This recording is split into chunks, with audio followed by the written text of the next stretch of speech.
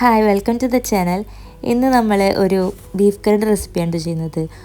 ഒരു one pot cooker recipe എന്നൊക്കെ പറയുന്ന പോലെ സിമ്പിളായിട്ട് ചെയ്യാൻ പറ്റുന്ന ഒരു ഈസി സ്പൈസി ബീഫ് കറിയുടെ റെസിപ്പിയാണ്. അപ്പോൾ എല്ലാവരും ഒന്ന് വീഡിയോ കണ്ടു നോക്കിയിട്ട് ചാനൽ കൂടെ ഒന്ന് സബ്സ്ക്രൈബ് ചെയ്യണം കേട്ടോ. അപ്പോൾ നമുക്ക് റെസിപ്പിയിലേക്ക് കടക്കാം. അപ്പോൾ ആദ്യം തന്നെ കുക്കർ നമ്മൾ അടുപ്പത്ത് വെച്ചിട്ടുണ്ട്.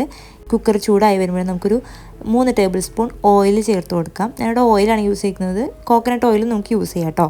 അപ്പോൾ ഇനി ഓയിലൊന്ന് ചൂടായി വരുമ്പോൾ 2 മീഡിയം സൈസിലുള്ള സബോള നല്ലപോലെ തിന്നായിട്ട് സ്ലൈസായിട്ട് അരിഞ്ഞതാണ് ഞാൻ ചേർത്ത് കൊടുത്തിട്ടുള്ളത്.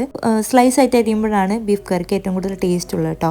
അപ്പോൾ ഇതാ സബോള പെട്ടെന്ന് തന്നെ വെന്ത് വരാൻ വേണ്ടിയിട്ട് 1 ടീസ്പൂണ് ഉപ്പ് ഞാൻ ചേർത്ത് കൊടുത്തിട്ടുണ്ട്. ഇനി ഇത് നല്ലപോലെ ഒന്ന് വഴറ്റിയെടുക്കാം. അപ്പോഴേക്കും നമുക്ക് നമ്മുടെ ഇഞ്ചിയും പച്ചമുളക് വെളുത്തുള്ളി കൂടെ നമുക്കൊന്ന് ക്രഷ് ചെയ്തിട്ടെടുക്കണം. ഇത് മൂന്നും അത്യാവശ്യം നല്ല ക്വാണ്ടിറ്റിയിൽ തന്നെ എടുക്കാൻ വേണ്ടി ശ്രദ്ധിക്കണം കേട്ടോ. അതിലേക്ക് ഞാൻ കുരുമുളക് കൂടെ ചേർത്ത് കൊടുക്കുന്നുണ്ട്. ഇതായിരിക്കും നമ്മുടെ ബീഫിന് ഏറ്റവും കൂടുതൽ ഫ്ലേവർ നൽകുന്നത്. അപ്പോൾ അതിൻ്റെ ഇടയിൽ നമ്മൾ സബോള നമ്മൾ വഴറ്റുന്നത് മറന്നു പോകരുത്. ഇതാ നമുക്ക് നമ്മളുടെ ആ ഒരു 4 ഇൻഗ്രീഡിയൻസും കൂടിയിട്ട് നമ്മൾ മിക്സിയിലിട്ട് നല്ലപോലെ ഒന്ന് ക്രഷ് ചെയ്തിട്ട് എടുത്തിട്ട് നമ്മൾ പേസ്റ്റ് പോലെ ആക്കിയിട്ടില്ല, ജസ്റ്റ് ഒന്ന് ക്രഷ് ചെയ്തിട്ട് എടുത്താൽ മതി കേട്ടോ. അപ്പോഴേക്കും നമ്മളുടെ സബോള നല്ലപോലെ വഴന്ന് വന്നിട്ടുണ്ട്. ഇനി ഇതിലേക്ക് നമ്മൾ ഈ ക്രഷ് ചെയ്ത് വെച്ചിട്ടുള്ള ഈ ഇൻഗ്രീഡിയൻസ് കൂടി ആഡ് ചെയ്ത് കൊടുക്കാം. ഇത് ആ ഓയിലിൽ കിടന്ന് നല്ലപോലെ ഒന്ന് മൂത്ത് വരണം. അപ്പോഴായിരിക്കും നമുക്ക് ആ ബീഫിലേക്ക് നല്ലപോലെ ഇതിൻ്റെയൊക്കെ ഒരു ഫ്ലേവർ കിട്ടുന്നുള്ളൂ. അപ്പോൾ ഇത് നല്ലപോലെ ഒന്ന് മിക്സായി വരുമ്പോഴേക്കും നമുക്കിതിലേക്ക് ഒരു മീഡിയം ടു ബിഗ് സൈസിലുള്ളൊരു തക്കാളി റഫായിട്ട് അരിഞ്ഞത് കൂടെ ചേർത്ത് കൊടുക്കാം. ചെറിയ പീസാക്കണമെന്നില്ല, ഒരു മീഡിയം സൈസിലുള്ള വലിപ്പമുള്ള പീസ് തന്നെ ആക്കിയിട്ട് നമുക്കിതിലേക്ക് ചേർത്ത് കൊടുക്കാം. ജസ്റ്റ് ഒന്ന് മിക്സ് ചെയ്ത് കൊടുക്കുക. തക്കാളി ഒന്ന് ജസ്റ്റ് ഒന്ന് വാടിയാൽ മതി, പേസ്റ്റ് പോലെ ഒന്നും ആവേണ്ട. ജസ്റ്റ് ഒന്ന് വാടി വരുമ്പോഴേക്കും നമുക്കിനി ഇതിലേക്ക് നമ്മളുടെ പൊടികളൊക്കെ ചേർത്ത് കൊടുക്കാം. അപ്പോൾ ആദ്യം ചേർത്ത് കൊടുക്കുന്നത് മുളക് പൊടിയാണ്. 2 ടീസ്പൂൺ മുളക് പൊടിയാണ് ചേർത്ത് കൊടുക്കുന്നത്. എരിവിനനുസരിച്ചിട്ട് നമുക്ക് മുളക് പൊടിയുടെ അളവിൽ വ്യത്യാസം വരുത്താം. അടുത്തതായിട്ട് മഞ്ഞൾപ്പൊടി 1 ടീസ്പൂണും മല്ലിപ്പൊടി 3 ടീസ്പൂണാണ് നമ്മൾ ചേർത്ത് കൊടുക്കുന്നത്.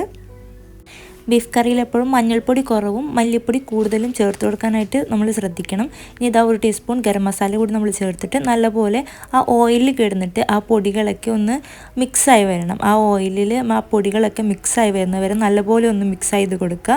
ഇനി നല്ലപോലെ മിക്സ് ആയതിന് ശേഷം നമുക്കിതാ നമ്മൾ കഴുകി ക്ലീൻ ചെയ്ത് വെച്ചിരിക്കുന്ന 1/2 kg ബീഫാണ് നമ്മൾ ഇടാൻ പോകുന്നത്. എല്ലോടുള്ള ബീഫ് എടുക്കാൻ വേണ്ടി ശ്രദ്ധിക്കുക. അതായിരിക്കും നമുക്ക് ബീഫ് കറിക്ക് ഏറ്റവും കൂടുതൽ ടേസ്റ്റ് കൊടുക്കുന്നത്. അതേപോലെ തന്നെ കുറച്ച് നെയ്യിൻ്റെ ഭാഗങ്ങളൊക്കെ ഉണ്ടെന്നുണ്ടെങ്കിൽ തന്നെ നമ്മൾ ബീഫ് കറിയിൽ നല്ലപോലെ എണ്ണയ്ക്ക് തെളിഞ്ഞ് വരും. അപ്പോൾ ഇതാ നമ്മൾ ബീഫ് കൂടെ ചേർത്തിട്ട് നല്ലപോലെ ഒന്ന് മിക്സ് ചെയ്ത് കൊടുക്കുന്നുണ്ട്. ആ മസാലയൊക്കെ ബീഫിൽ പിടിക്കുന്ന പോലെ നമ്മൾ നല്ലപോലെ മിക്സ് ചെയ്ത് കൊടുക്കുക. നമ്മൾ ഇതുവരെ വെള്ളമൊന്നും ചേർത്തിട്ടില്ല. ഇനി നമുക്കിതിലേക്ക് ബീഫിലേക്ക് ആവശ്യമായിട്ടുള്ള 1 ടീസ്പൂൺ സോൾട്ട് കൂടെ ചേർത്ത് കൊടുക്കുന്നുണ്ട്. ഇനി നമുക്ക് ആ ഒരു മിക്സിയിൽ നമ്മൾ മിക്സൊക്കെ അരച്ച ആ ഒരു മിക്സിയിൽ ഒരു 1/4 കപ്പ് വെള്ളം കൂടെ ചേർത്ത് ഒന്നും കൂടെ മിക്സ് ചെയ്തിട്ട് നമുക്ക് കുക്കറിൽ വെച്ചിട്ട് വേവിച്ചെടുക്കണം. അപ്പോൾ ഇതാ ആദ്യം ഹൈ ഫ്ലെയിമിലിട്ടിട്ട് 2 വിസിലും പിന്നെ ലോ ഫ്ലെയിമിലിട്ടിട്ട് 3 വിസിലും അടിച്ചിട്ടാണ് കേട്ടോ നമ്മൾ ബീഫ് വേവിച്ചെടുക്കാനായിട്ട് പോകുന്നത്. അപ്പോൾ ഇതാ നമ്മൾ വിസിലൊക്കെ മാറിയതിന് ശേഷം നമ്മൾ കുക്കർ തുറന്നു വെക്കാൻ വേണ്ടിയിട്ട് പോവാണ് കേട്ടോ. അപ്പോൾ നമ്മളെ ബീഫ് നല്ലപോലെ വെന്ത് നല്ലപോലെ എണ്ണയൊക്കെ തെളിഞ്ഞ് വന്നിട്ടുണ്ട്. ഈ ഒരു ടൈമിൽ നമ്മൾ കറിയിൽ ഉപ്പും നമ്മളുടെ മസാലയൊക്കെ പാകമാണെന്ന് നോക്കുക. ഉപ്പ് പോരെന്നെങ്കിലും നമുക്ക് ചേർത്ത് കൊടുക്കാം. അപ്പോൾ നമ്മുടെ ബീഫൊക്കെ നല്ല രീതിയിൽ നമ്മൾ എല്ലാം പാകത്തിനായിട്ട് വന്നിട്ടുണ്ട്. ഇനി നമുക്കിതിലേക്ക് കുറച്ച് മല്ലിയില കൂടെ ഇട്ട് കൊടുത്ത് നമുക്കൊന്ന് ഡെക്കറേറ്റ് ചെയ്യാം. അപ്പോൾ നമ്മുടെ റെസിപ്പി ഇവിടെ റെഡി ആയിട്ടുണ്ട്. എല്ലാവരും ട്രൈ ചെയ്ത് നോക്കുക. ഒപ്പം ചാനലൊന്ന് സബ്സ്ക്രൈബ് കൂടെ ചെയ്യാം കേട്ടോ.